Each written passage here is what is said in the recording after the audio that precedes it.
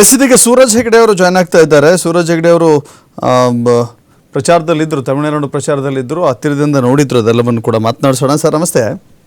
ಹೇಳಿ ಸರ್. ನಮಸ್ಕಾರ ಸರ್, ತಮಿಳುನಾಡಿನ ರಾಜಕೀಯ ಬೆಳವಣಿಗೆಗಳನ್ನು ಗಮನಿಸ್ತಾ ಇದ್ದೀರಿ.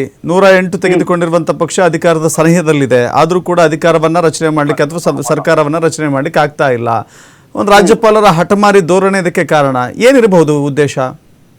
ಹೌದು, ಆಕ್ಚುಲ್ ಆಗಿದೆ ಸಹಕಾರ ಕಮಿಷನ್ ಕ್ಲಿಯರ್ ಆಗಿ ಹೇಳುತ್ತೆ. ನಮ್ಮ ಬೊಮ್ಮಾಯಿ ಅವರ ಕೇಸ್ ಏನಾಗಿತ್ತು, ಹಳೆ ಕೇಸ್, ಕರ್ನಾಟಕದ ಉದಾಹರಣೆ ಇದೆ. ಎಸ್ ಆರ್ ಬೊಮ್ಮಾಯಿ ಬೊಮ್ಮಾಯಿ ಅವರ ಕೇಸ್ ಇದೆ. ಅದಲ್ದೇನೆ ಹಲವಾರು ಸುಪ್ರೀಂ ಕೋರ್ಟ್ ಆದೇಶಗಳಿದೆ.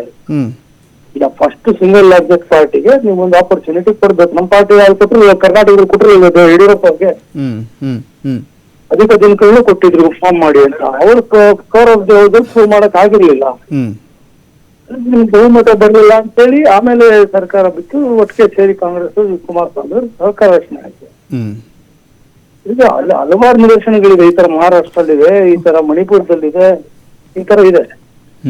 ಇವ್ರದ್ದು ಗೋವಾಲ್ ಮಾಡಿದಾಗ ಇವರು ಮಾಡಿದ್ದಾರೆ. ಮಹಾರಾಷ್ಟ್ರ ಬಿಜೆಪಿ ಅವ್ರನ್ನ ಕದಿರ್ಲಿಲ್ವಾ?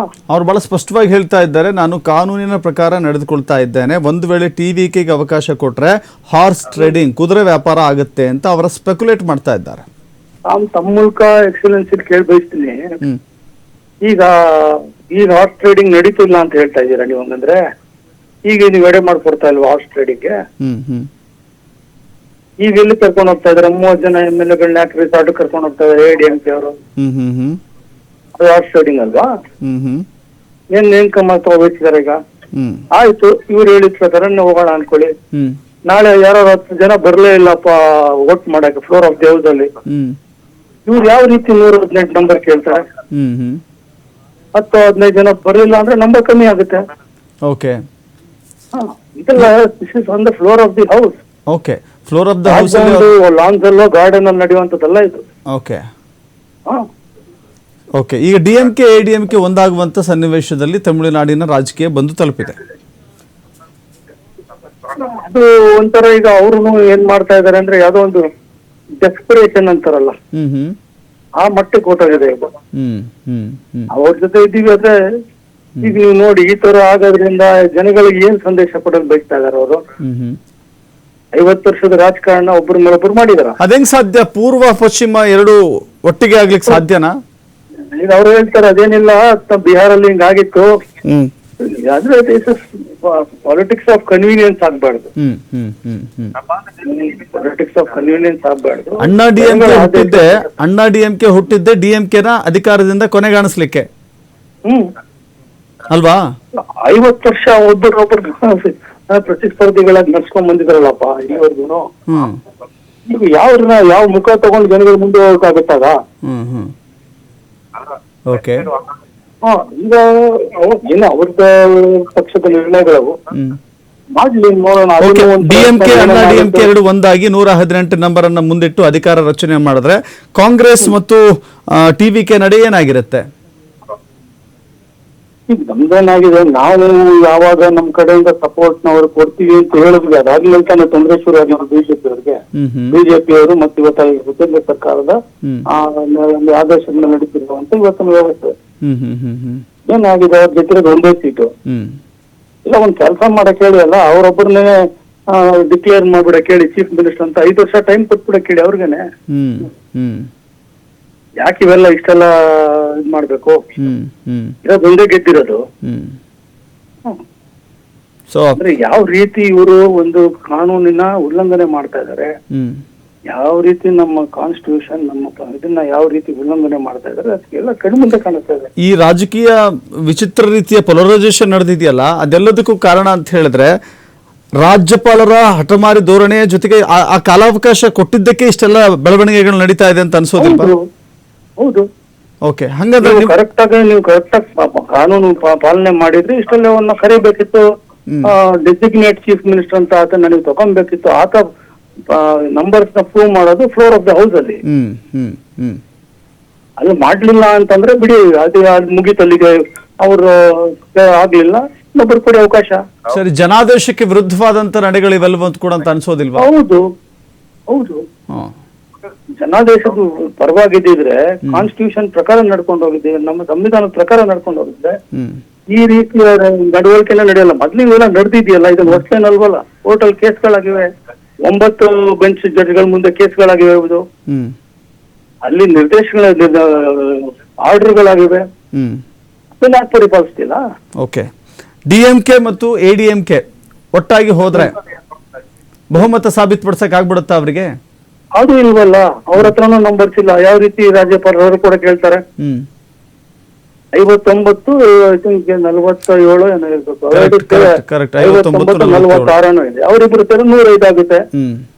106. ಅವರು ಬೇರೆ ಪಕ್ಷಗಳನ್ನ ಎಲ್ಲಾರನ್ನು ಕೇಳ್ಕೊಂಡೆ ಮಾಡ್ಬೇಕು ತಾನೆ. ಅವಾಗ ಅದ್ಯಾವ ರೀತಿ ಅವ್ರಿಗೆ ಬೇರೆ ನ್ಯಾಯ, ಇದ್ಯಾವ ರೀತಿ ಇವ್ರಿಗೆ ಬೇರೆ ನ್ಯಾಯ?